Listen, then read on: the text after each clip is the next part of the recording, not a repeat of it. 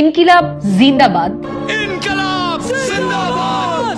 এই দুনিয়া কাঁপানো স্লোগানটি, যেটি পৃথিবীর অন্যতম সারা জাগানো আন্দোলনগুলোতে যুগান্তকারী ভূমিকা রেখেছে, জিন্দাবাদ জিন্দাবাদ, ইনকিলাব ইনকিলাব। আপনি কি তার উৎপত্তি জানেন?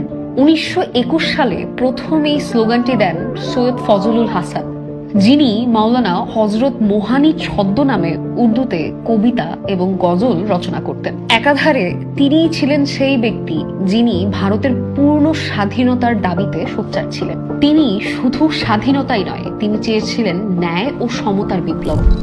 এই বিপ্লবী কিন্তু চুপকে চুপকে রাত দিনের মতো দারুণ সব গজল তৈরি করেছিলেন।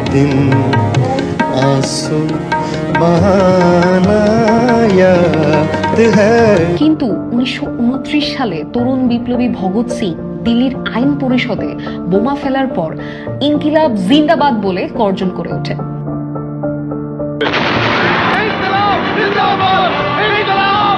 ভগৎ সিং এবং বাটুকেশ্বর দত্তই কিন্তু এটাকে স্বাধীনতা সংগ্রামের ঘোষণা হিসেবে ব্যবহার করেন।